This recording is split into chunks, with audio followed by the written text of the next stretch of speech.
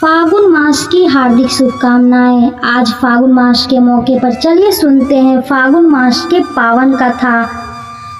प्राचीन समय में एक नगर में धनपाल नाम का एक व्यापारी रहता था। वह बहुत धनी था, लेकिन धर्म कर्म से दूर रहता था। न पूजा, न दान, न व्रत, बस धन कमाने में लगा रहता था। एक दिन फागुन मास आया। नगर में हर तरफ भजन कीर्तन, व्रत और पूजा होने लगी। लोग मंदिर सजाने लगे, होली की तैयारियां होने लगी।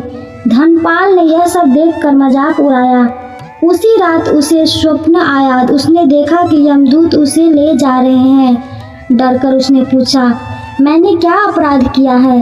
तभी एक दिव्य स्वर आया, तुमने जीवन भर केवल धन तोड़ा पर धर्म नहीं किया। लेकिन फागुन मास में यदि कोई सच्चे मन से भगवान का स्मरण करे, दान करे, व्रत रखे तो उसके पाप नष्ट हो जाते हैं।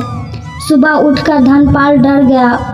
उसने उसी दिन से भगवान शिव और विष्णु की पूजा शुरू की।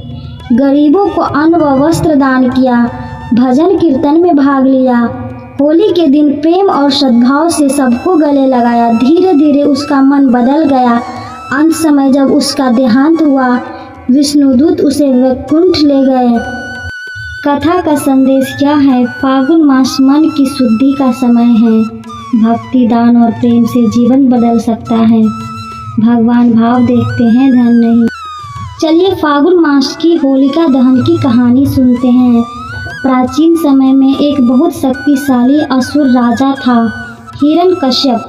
वह अपने आप को भगवान मानता था और चाहता था कि सब उसी की पूजा करें। लेकिन उसका बेटा प्रहलाद भगवान विष्णु का बहुत बड़ा भक्त था।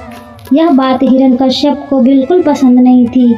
उसने प्रहलाद को कई बार समझाया, डांटा, डराया, पर प्रहलाद ने भगवान का नाम लेना नहीं छोड़ा। गुस्से में आकर हिरण्यकश्यप ने उसे मारने की कई प्रयास किए।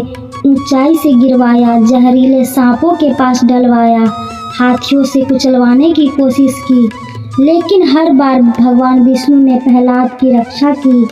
होलिका की चाल थी। हिरण्यकश्यप की बहन होलिका को वरदान था कि आग उसे जला नहीं सकती। उसने योजना बनाई कि वह प्रहलाद को गोद में लेकर आग में बैठ जाएगी, जिससे प्रहलाद जल जाएगा। दोनों अग्नि में बैठे, लेकिन चमत्कार हुआ। प्रहलाद सुरक्षित रहे। होलिका जलकर भस्म हो गई, क्योंकि उसका वरदान गलत काम में उपयोग किया गया था। बुराई टिक नहीं पाई। इसके बाद भगवान विष्णु ने नरसिंह अवतार लेकर हिरण्यकश्यप का वध किया और भक्त प्रहलाद की रक्षा की। कहानी से यह सीख मिलती है कि सच्ची भक्ति और अच्छाई की हमेशा जीत होती है। अहंकार और बुराई का अंत तय है। भगवान अपने भक्तों की रक्षा करते हैं। इसी घटना की याद में होलिका दहन किया जाता है, बुराई को जलाने और अच्छाई को अपनाने के लिए।